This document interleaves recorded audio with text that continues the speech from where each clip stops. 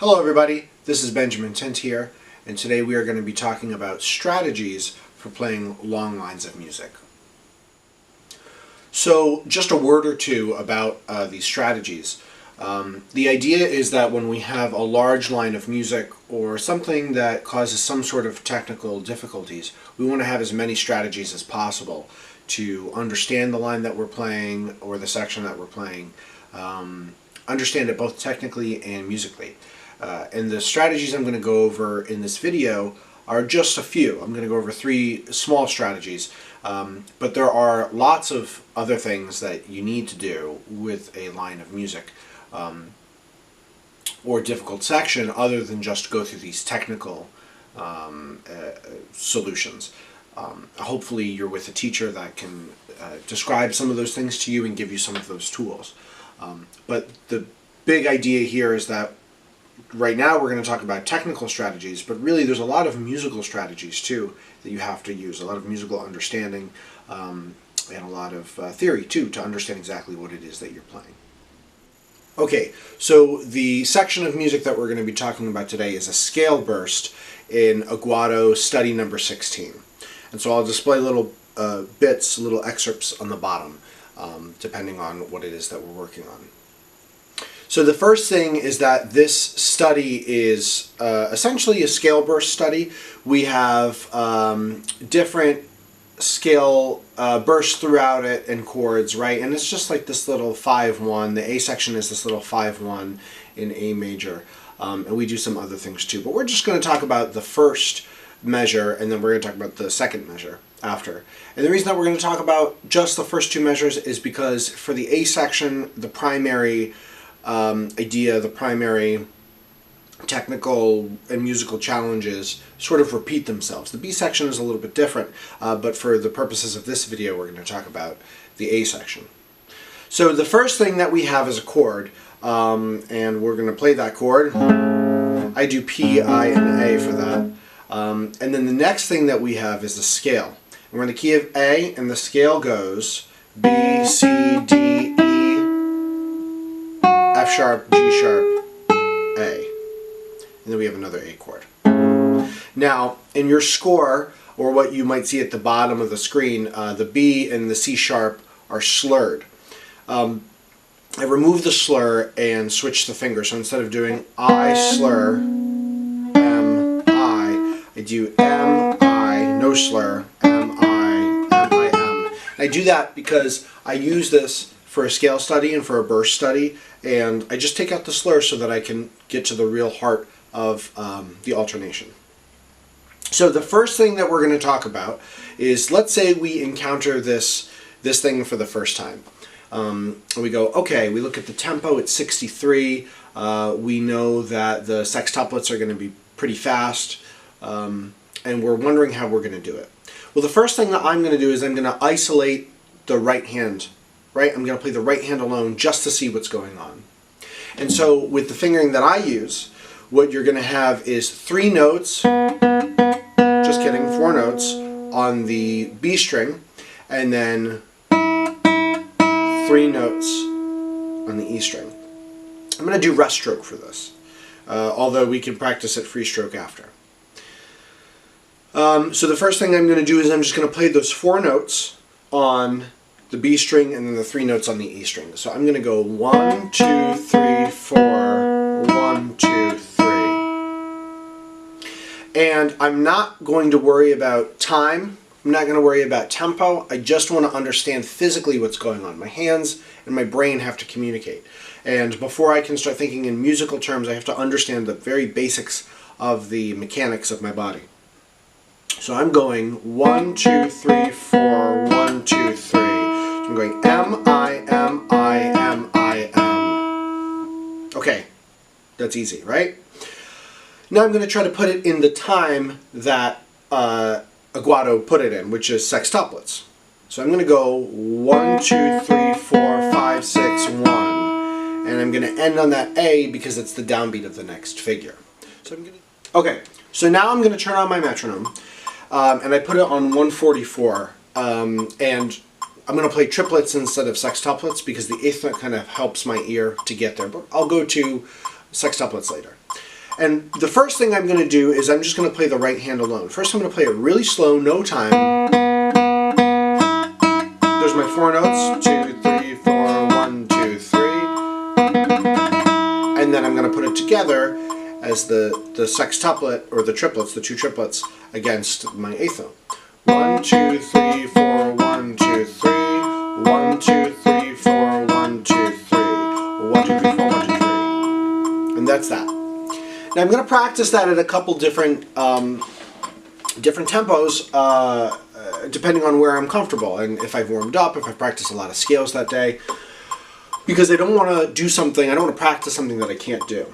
So I'll typically practice this when I'm just starting between 144 and 160. And so 160 is my mark. I know that the notes at 160 are, the triplet notes at 160 are the same speed as 16th notes at 120. So that's a special number in my brain, because 120 is a number that I need to be warmed up to at least before I start going into my repertoire. So 1, 2, 3, 4, 1, 2, 3, 1, 2, 3, 4, 1, 2, 3, 1, 2, 3, 4, 1, 2, 3. So practicing right hand alone is great, but eventually we need to start putting in the left hand alone. And that is going to get us into the next topic that I'm going to talk about, which is different groups. Now, when we're dealing with a line, especially as guitarists, I feel like sometimes we get so locked into the rhythm and the grouping that is on the page. And that is great to play the things that are written as they're written, but again, if we're talking about strictly understanding our bodies and our minds and playing things from a good mechanical understanding, it doesn't mean that we're only going to play them mechanically, we're going to play them musically. But if we're only understanding them as they're on the page, then there's something that could potentially get past us. So what I like to do, and this is going to work really well with the line that we have in front of us, is we are going to practice in different groups. The easiest way to do this is to turn on your metronome, and we're going to put this again on the 8th note instead of the quarter note. We're going to put it slow though. So here's our triplets. 1, 2, 3, 1, 2, 3, 1, 2, 3, 1. So the line would be, but we're not going to do that. Instead, we're going to practice the group of that scale. We're going to practice that scale by changing the groups. And we can do this as triplets, we can do this as 16th notes if we slow down the tempo even more, and we can go in so many different directions with this, but I'm going to show you how I do it. So if it's triplet 1, then I'm going to just do 2 notes of each group.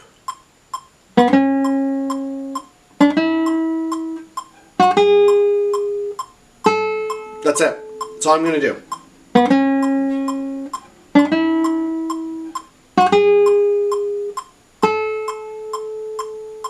Okay, so that's a group of 2. The next would obviously be a group of 3. And this is probably going to be a little bit easier.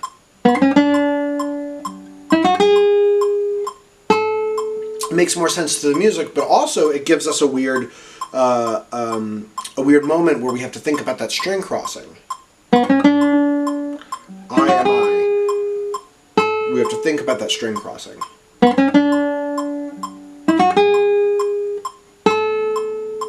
Now we do groups of 4. And we're not going to go on, we're just going to stop at that A. Groups of 5. 1, 2, 3, 4, 5. And then 6. Okay, this leads very nicely into the last strategy that we're going to talk about in this video, which is the ratio of 3 to 1. And the way that I use this is we play a phrase 3 times slow and then once at tempo or at a faster tempo. And the reason that we do this is because we want to take all of the things that we've been working on, our groups, our right hand alone, and we want to see if they work slow, and if they work slow, then maybe they'll work fast. Again, you know, this is just something to double check the mechanics of it. We're not really talking about any musical decisions in the music. That's something that would happen simultaneously, but for me, unless I know my fingers are doing what they're doing, I feel uncomfortable thinking about, oh, I want to crescendo this, or this note has to be louder than that note. They sort of happen simultaneously, but ultimately for me, if there's any doubt that my body's not doing what I'm asking it to do, then there's going to be doubt, and I'm not going to be able to focus my full attention on the music. So the way that we're going to do this right now is I'm going to put the metronome back on this eighth note, which is going to give us the triplet. And we're going to practice this thing. Let's slow down a little bit. So I'm at 144. So I'm going to play this thing slow. 3 times. And then I'm just going to play it. Right? I'm going to go back to my slow tempo. You always have to return back to the slow tempo.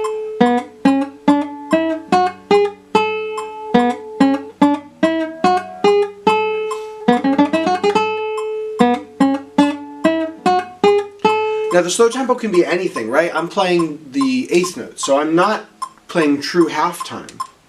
Let's bump this up to 160, which again, in my brain, I know that 160 is equivalent to 16th notes. At 120, that's a big number for me. It's an important number for me. 2, 3.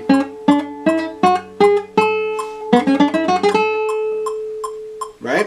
We can do this all the way up. We can keep doing this. Here's 184.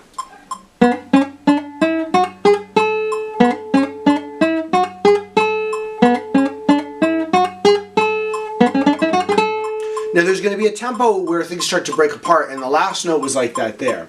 And so what that means is that I need to figure out what's going on there. And that's when I might use my other tools, like my right hand alone, my one string alone, my alternate groups, my 3-to-1, to figure out what's going on there. I think it's because the string crossing in my brain wasn't so tight. So I might play all the notes on one string.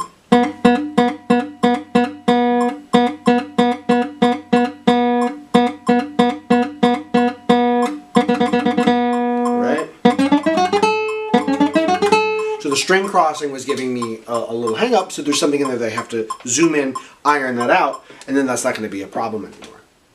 Okay, so we talked about 3 distinct strategies on the guitar for practicing lines. We talked about playing the right hand alone, we talked about alternating different groups and patterns that you play, and we talked about the ratio of playing something slow 3 times and then fast 1 time. Just a word, these are strategies for the mechanical, the technical aspects of the guitar. This is not how I spend most of my time practicing. This is how I'm going to work on a line that causes me some trouble, or something that I want to make sure that I'm playing correctly. I may have mentioned these before, but things like the scale to the beginning of Villa-Lobos Etude 7, some of the scales in the Black Decameron. That's definitely something that I'll do here.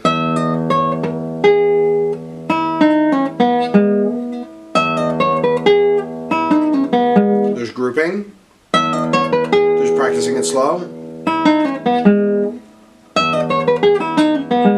There's the ratio of 3-to-1.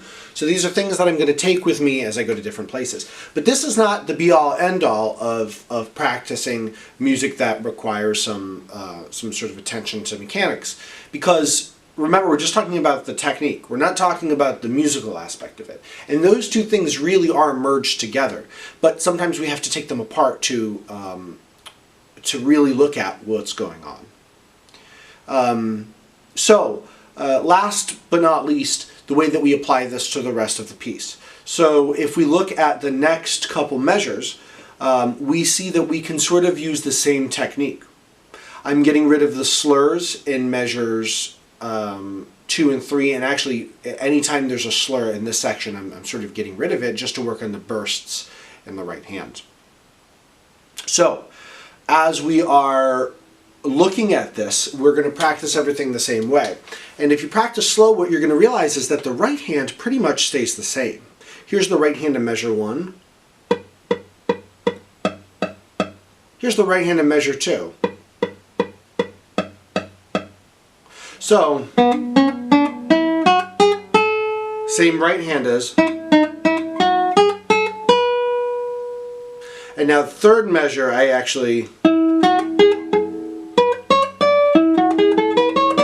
play that E on the third string. And then I played that measure 4 on the third string as well. And so that way I can sort of keep my, that same pattern in the right hand.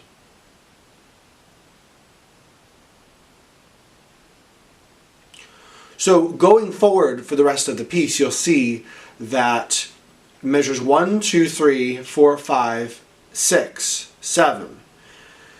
So almost all of the measures in the A section sort of look the same. And so I have changed the fingering just a little bit from a couple different editions, just to make sure that I can keep this idea of 1, 2, 3, 4, 1, 2, 3 to the best I can. So the first measure, 1, 2, 3, 4, 1, 2, 3. Next measure, 1, 2, 3, 4, 1, 2, 3.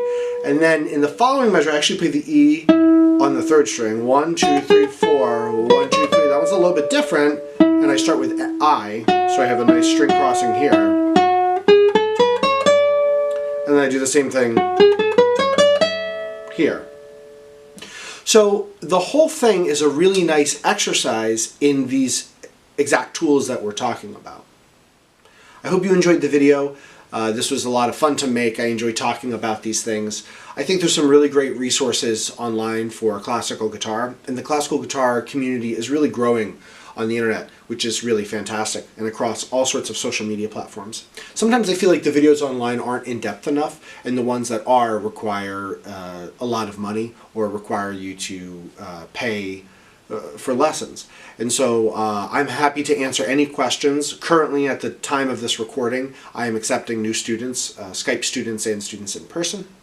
So if you have any questions, feel free to send some stuff over, but this is sort of a peek into my mind when I'm working on something. My overall philosophy is if we work slow and we really are paying attention, then we're going to understand the music, and our body and our mind is going to be able to hold on to it a lot more than if we just try to blaze through the thing as quick as possible. So I hope that was sort of illustrated in today's lesson.